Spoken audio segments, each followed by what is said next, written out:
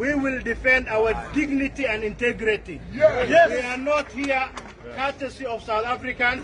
We are not here courtesy of anyone. When South Africa needed the assistance of Africa, they were all assisted. I mentioned an interview this morning. When Nigeria attained independence, under the first Prime Minister, Alhaji Sir, Abu Bakr Tafawa Balewa, they give them the support they needed. Ghana, the first country independent, they give them the support. Mandela was trained to use a gun by an Ethiopian, Colonel Tesfaye Birru. They must all know the right.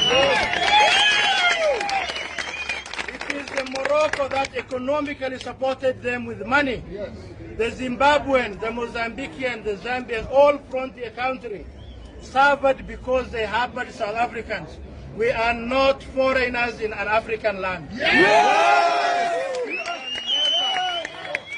We can never be foreigner in our own land.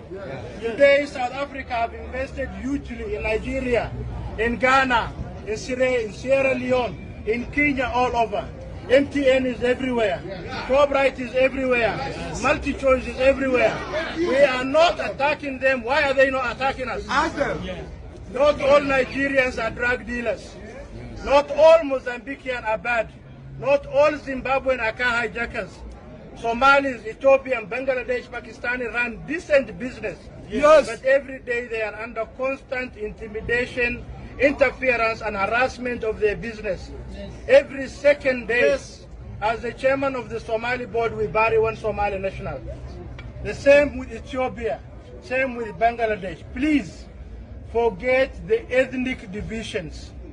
It is God that made you Hadiya. It is the same God that made me Somali.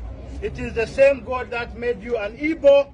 And it is not actually our calling, it's not our choice. But we are African. Yes. And an African we must stand. Please don't run away from two combis.